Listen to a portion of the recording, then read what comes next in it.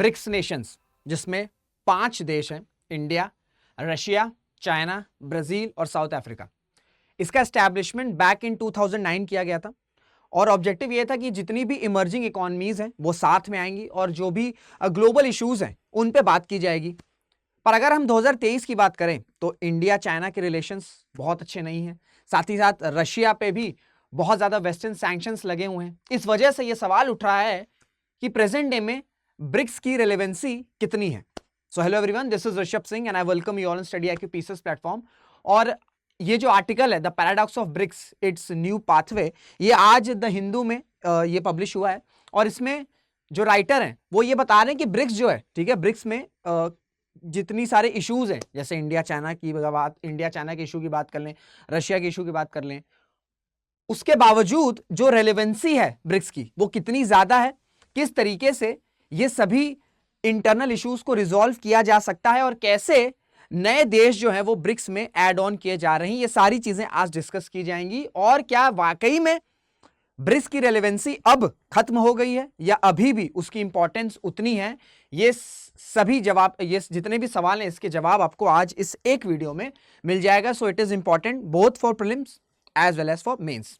Topic यही है the paradox of BRICS its new pathway. सबसे पहले तो थोड़ा सा बेसिक टर्म्स जान लो जो आपके प्रीलिम्स में पूछे जा सकते हैं।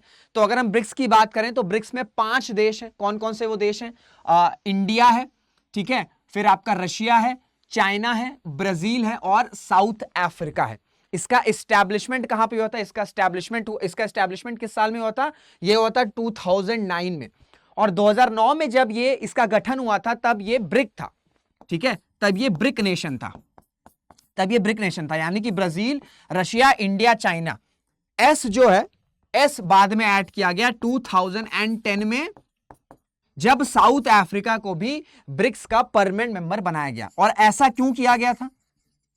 साउथ अफ्रीका को भैया क्यों ऐड किया गया? इस वजह से ऐड किया गया क्योंकि अफ्रीका जो कॉन्टिनेंट है उसकी इंपॉर्टेंस आने वाले समय में बहुत ज्यादा होगी। इसी को देखते हुए चाइना के असिस्टेंस पे साउथ अफ्रीका को ऐड किया गया था ब्रिक्स में। और जब साउथ अफ्रीका ऐड हुआ उसके बाद ये जो ब्रिक है ये आपका ब्रिक्स नेशन बना। तो सबसे इंपॉर्टेंट फैक्ट, 2009 में इसका एस्टैब्लिशमेंट हुआ था, ठीक है, 2009 में इसका एस्टैब्लिशमेंट हुआ था और इसके ठीक 1 साल बाद जो है आपका साउथ अफ्रीका को भी फॉर्मली ज्वाइन किया गया था। ऑब्जेक्टिव क्या था साउथ अफ्रीका को ऐड करने का? ऑब्जेक्टिव ये था क्योंकि आने वाले समय में, ठीक है, ये 2010 की बात कर रहे हैं, तब ये ऑब्जेक्टिव था कि आने वाले समय में अफ्रीका एक इंपॉर्टेंट कॉन्टिनेंट रहेगा, चाहे उसकी स्ट्रैटेजिक लोकेशन हो, चाहे वहां पे रिसोर्सेज हो। इस वजह से एक ऐसा देश अफ्रीका का जिसकी इकोनॉमी जो है वो बढ़ रही है, ठीक है, एक ग्रोइंग इकोनॉमी, एक इमर्जिंग इकोनॉमी है, उसको ब्रिक्स नेशन का पार्ट होना चाहिए। इसी बेसिस पे साउथ अफ्रीका को भी ऐड ऑन किया गया था। तो सबसे बड़ा सवाल ये उठता है कि ब्रिक्स पे ये जो सवाल है कि ब्रिक्स रेलेवेंट है या नहीं है, ये सवाल उठ क्यों रहे? पहले तो ये समझो। सबसे इंपॉर्टेंट है इंडिया चाइना का रिलेशन, ठीक है, इंडिया चाइना का रिलेशन। जब इसका एस्टैब्लिशमेंट हुआ था 2009 में, तब भी रिलेशंस बहुत ज्यादा अच्छे नहीं थे। हां, पर अभी के टाइम में, अभी जो ऑल टाइम लो है रिलेशंस इंडिया और चाइना के, उस कंपेयर में इतने खराब नहीं थे उस वक्त। और अभी क्या हो गया? अभी आपको पता है कि किस तरीके से जो अग्रेशन है चाइना का, वो चाहे लद्दाख सेक्टर में हो, ठीक है, चाहे अरुणाचल सेक्टर में हो, वो सबको पता है। तो इस वजह से इंडिया चाइना के रिलेशंस ही अच्छे नहीं उतने ज्यादा। तो ऑब्वियस सी बात है ब्रिक्स में भी फिर ये लोग सेम पाथ पे कितनी देर तक रह सकते हैं, ये पूछने की बात है, ये सोचने की बात है। साथ ही साथ रशिया पे क्या है भाई? रशिया ने जब से इन्वेजन किया है या अटैक किया है यूक्रेन पे, तब से भैया वेस्टर्न सैंक्शंस इंपोज किए गए रशिया पे। रशिया की इकोनॉमी खुद बहुत ज्यादा जो है सफर कर रही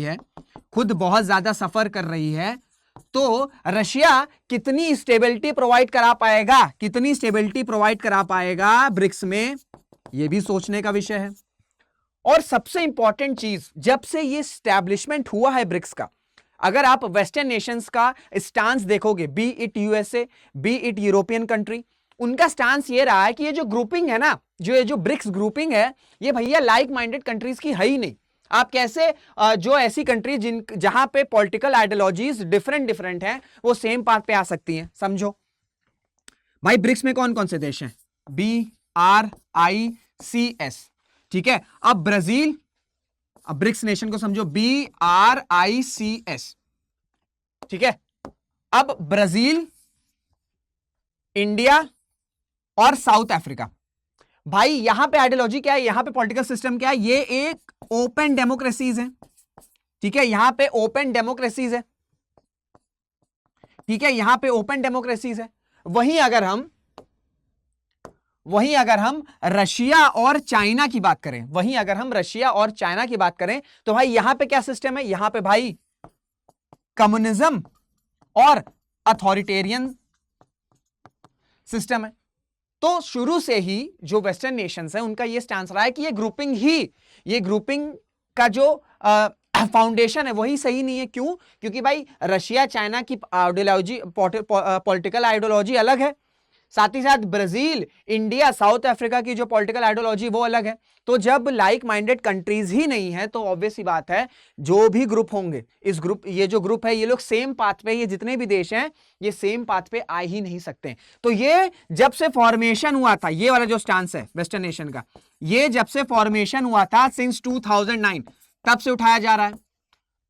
पर बहुत से इंटरनेशनल रिलेशंस के जो एक्सपर्ट्स रहे या जो इन सब पे एक्टिविस्ट रहे, ठीक है, जिनकी जानकारी रही है, उनका ये अब सवाल उठ रहा है कि अब इंडिया और चाइना के रिलेशंस उतने अच्छे नहीं है, साथ ही साथ रशिया पे इतने ज्यादा वेस्टर्न सैंक्शंस लगे हुए हैं, और कोविड के बाद से जो वर्ल्ड इकोनॉमी है, ठीक है, उस पे भी लॉस आया है। तो आज की डेट में, प्रेजेंट डे में किस तरीके से ये रेलेवेंसी प्रोवाइड करता है, इसी वजह से ये सारे क्वेश्चंस उठ रहे हैं। तो पहली बात तो ये जो फाउंडेशनल एलिगेशन था या जो स्टांस था वेस्टर्न कंट्रीज का, ये समझ लो, क्योंकि भाई लाइक माइंडेड कंट्रीज ही नहीं है, और जब लाइक माइंडेड कंट्रीज ही नहीं रहेंगी तो भाई वो लोग सेम पाथ पे आ ही नहीं सकते हैं। और साथ ही साथ अभी इसलिए इसका रिलेवेंसी पे क्वेश्चन उठ रहा है क्योंकि भाई इंडिया चाइना के रिलेशंस अच्छे नहीं, और साथ ही साथ रशिया की इकोनॉमी भी बहुत ज्यादा सफर कर रही है due to Russia Ukraine war, और रशिया पे खुद भी इतने ज्यादा वेस्टर्न सैंक्शंस लगे हुए हैं कि वो कितनी ज्यादा स्टेबिलिटी प्रोवाइड करा सकता है ब्रिक्स पे। पर इसके बाद भी ये जो आर्टिकल छपा है ना, ठीक है, हिंदू में पब्लिश हुआ है, इसके जो ऑथर है वो ऑप्टिमिस्ट है, ठीक है। उनका कहना यह है कि भले ही इतने इश्यूज हैं, ठीक है, ब्रिक्स में इश्यूज हैं, पर ब्रिक्स की रेलेवेंसी पे सवाल उठाना अभी सही बात नहीं है। क्यों? पहले तो ये समझो कि कौन कौन से इंपॉर्टेंट डिक्लेरेशन है, ठीक है। सबसे इंपॉर्टेंट जो इनिशिएटिव है वो आपका ब्रिक्स का है, नेशनल डेवलपमेंट बैंक और CRA का। ये कब हुआ था? ये भी इंपॉर्टेंट है आपके प्रीलिम्स के लिए। फोर्ट सैलाज़र डिक्लेरेशन, ठीक है, फोर्ट सैलाज़र डिक्लेरेशन जो कि आपका 2014 में हुआ था, ठीक है, 2014 में हुआ था। उसमें आपका ये नेशनल डेवलपमेंट बैंक और CRA इनका गठन किया गया था। तो ये आपके लिए इंपॉर्टेंट है प्रीलिम्स के लिए, एज इट इज आपसे पूछा जा सकता है। अब अगर नेशनल डेवलपमेंट बैंक को देखो, ठीक है, नेशनल डेवलपमेंट बैंक और CRA, पहले समझो कि इसका इस्टेब्लिशमेंट किया क्यों गया था। इन दोनों का जो इस्टेब्लिशमेंट है ये किया गया था to counter World Bank, not counter, to provide alternative of World Bank and IMF, ठीक है, not counter but to provide a good alternative to World Bank and IMF। अब देखो वर्ल्ड बैंक और IMF की बात क्या है कि जो बहुत सारे देश जो हैं, ठीक है, चाहे इंडिया हो जाए, रशिया हो जाए, जितने भी इमर्जिंग इकोनॉमीज हैं, उनका ये स्टांस रहा है, उनका ये मानना रहा है कि जो वर्ल्ड बैंक है और जो IMF है ये बाइज्ड हैं, ठीक है, ये भैया बाइज्ड रहते हैं टुवर्ड्स वेस्टर्न नेशंस, ठीक है, टुवर्ड्स वेस्टर्न नेशन। इसी वजह से नेशनल डेवलपमेंट बैंक आपका अल्टरनेटिव प्रोवाइड करता है वर्ल्ड बैंक को, और CRA जो है वो प्रोवाइड करता है अल्टरनेटिव IMF का, कि भाई जो लाइक माइंडेड कंट्रीज हैं, जो इमर्जिंग इकोनॉमीज हैं, या जो आपकी लो और मिडिल इनकम कंट्रीज है, वहां पे रादर देन वर्ल्ड बैंक और IMF की कंडीशन पे की लोन लेने के बजाय नेशनल डेवलपमेंट बैंक और CRA जो है वहां पे लोन दिया जा सकता है या वहां से लोन उठाया जा सकता है। और अगर हम नेशनल डेवलपमेंट की बात करें तो इसमें कंट्रीज जो है वो ऐड ऑन होती चली जा रही है, ठीक है। ब्रिक्स कंट्रीज तो वही बांग्लादेश आ गया है, ठीक है, UAE है, आपका इजिप्ट है, ठीक है, और इन सभी देशों में फंडिंग भी प्रोवाइड की जा रही है, ठीक है, या फंड्स भी प्रोवाइड किए जा रहे हैं नेशनल डेवलपमेंट बैंक के द्वारा। तो ये एक इंपॉर्टेंट इनिशिएटिव है और एक सक्सेसफुल इनिशिएटिव भी है। और साथ ही साथ ब्रिक्स के बहुत सारे प्रपोज इनिशिएटिव्स भी हैं, जैसे कि आपका ब्रिक्स रिजर्व करेंसी। ये किस लिए किया गया? टू काउंटर डॉलर, ठीक है, to counter the dominance of dollar.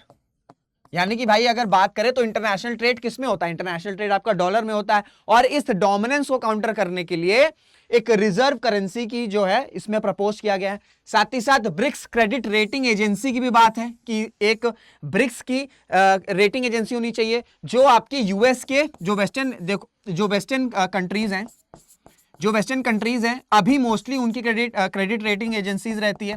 आपने मूडीज का नाम सुना होगा, और जितनी भी आपकी क्रेडिट रेटिंग एजेंसीज हैं ये आपकी मोस्टली आपकी यूएस बेस्ड है, ये आपकी यूएस बेस्ड है। तो इसी वजह से इसको काउंटर करने के लिए ब्रिक्स का भी एक आइडिया है कि एक ब्रिक्स की क्रेडिट रेटिंग एजेंसी होनी चाहिए। साथ ही साथ यह भी प्रपोज्ड है कि एक ब्रिक्स सबमरीन केबल होनी चाहिए। इसका काम यह है कि भाई कि ये जो इंटरनेट है, ठीक है, जो वेस्टर्न डोमिनेंस है इंटरनेट का, वेस्टर्न डोमिनेंस है इंटरनेट का, इसको काउंटर किया जा सके और वेस्टर्न कंट्रीज जो है वो जितनी भी डेवलपिंग कंट्रीज हैं या लीस्ट डेवलपिंग कंट्रीज हैं उन पे स्पाई ऑन या स्पून नहीं कर पाए, ठीक है, उस पे स्पाई ऑन नहीं कर पाए। इस वजह से एक ब्रिक्स सबमरीन केबल का भी जो प्रपोजल है ये पेश किया गया है। पर दिक्कत यह है कि ये सभी प्रपोजल्स जो हैं, दिक्कत यह है कि ये जितने भी प्रपोजल्स हैं इस पे कुछ भी काम नहीं हुआ है, इस पे कुछ भी काम नहीं हुआ है, ठीक है। बहुत सारे रीजंस हैं, पर मोटा मोटा यह है कि जितने भी प्रपोज्ड इनिशिएटिव्स हैं, ठीक है, इन पे कुछ काम नहीं हुआ है। अगर हम नेशनल डेवलपमेंट बैंक और सीआरए की बात करें तो ये जो इनिशिएटिव्स हैं ये इंप्लीमेंट हो गए और ये सक्सेसफुली इस पे काम भी हो रहा है। पर वहीं अगर हम ये सभी प्रपोज्ड इनिशिएटिव्स की बात करें तो इस पे इंप्लीमेंटेशन नहीं हुआ है, ठीक है, इंप्लीमेंटेशन नहीं हुआ है और काम भी आगे नहीं बढ़ रहा है। तो इसी वजह से ये क्वेश्चन उठ रहा है कि कितना ज्यादा रेलेवेंट है। और साथ ही साथ इंटरनल डिफरेंसेस भी हैं ब्रिक्स में, ठीक है, जैसे मैं आपको बताया कि भाई इंडिया चाइना का डिफरेंसेस है, साथ ही साथ रशिया यूक्रेन वॉर का डिफरेंसेस है, ठीक है, फिर आपका कोविड पैंडेमिक, ठीक है, कोविड पैंडेमिक एक इंपॉर्टेंट कंसर्निंग इशू है।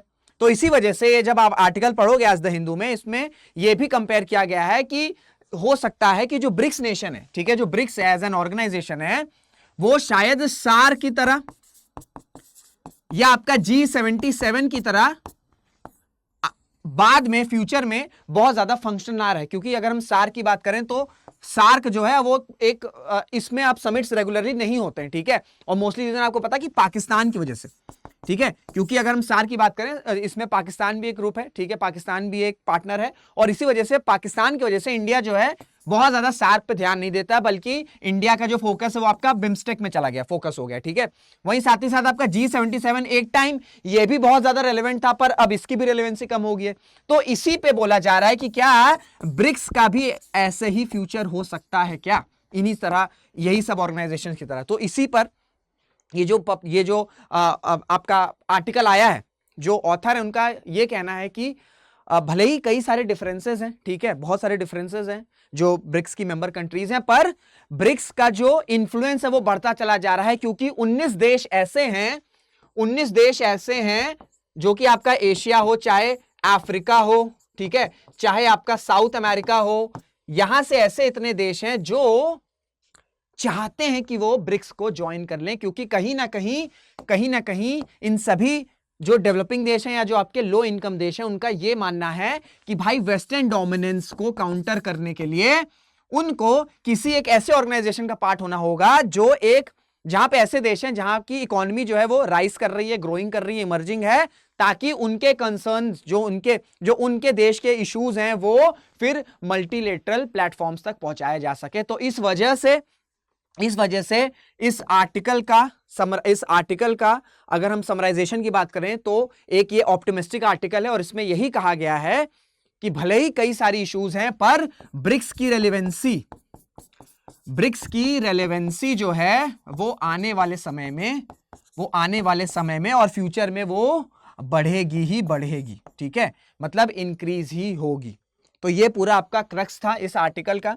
और एंड करने से पहले एक क्वेश्चन मैं आपसे पूछूंगा कि क्या आपको क्या लगता है कि क्या आने वाले समय में ब्रिक्स की रेलेवेंस वाकई में बढ़ेगी, या आपको लगता है कि इंडिया चाइना के रिलेशंस और साथ ही साथ रशिया पे जो वेस्टर्न सैंक्शंस लगाए गए हैं उनकी वजह से जो ब्रिक्स है एज एन ऑर्गेनाइजेशन, इसकी रेलेवेंसी आने वाले समय में कम होती चली जाएगी, क्योंकि ऑब्वियस सी बात है चाइना और इंडिया शायद सेम पाथ पे ना रहें।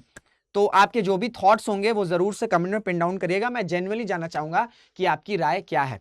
तो ये पूरा आपका ब्रिक्स एज अ रेलेवेंस पे ये आर्टिकल था। ये आपके प्रीलिम्स के लिए इंपॉर्टेंट है, मेंस के लिए इंपॉर्टेंट है। इसकी एनालिसिस आपसे एज इट इज पूछी जा सकती है, क्योंकि ऑर्गेनाइजेशन पे क्वेश्चन आते हैं। ऐसा क्वेश्चन पूछ सकता है कि SAARC as an organisation fail हो गया, पर क्या सेम यही रेप्लिकेशन ब्रिक्स पे भी हो सकता है? तो इस तरह के क्वेश्चंस जो है वो आपसे पूछे जा सकते हैं, पूछे गए हैं और पूछे जा सकते हैं। तो ये आपके मेंस के लिए इंपॉर्टेंट है और उम्मीद करता हूं आपको सारी चीजें समझ में आ गई होंगी। और कोई डाउट रहेगा तो आप अपने डाउट जो है वो कमेंट में पिन डाउन कर सकते हो। आज के लिए इतना ही, मुलाकात करेंगे आपसे अगले वीडियो में। तब तक अपना ध्यान रखिएगा, मेहनत करते रहिएगा, खुश रहिएगा। जय हिंद, जय भारत।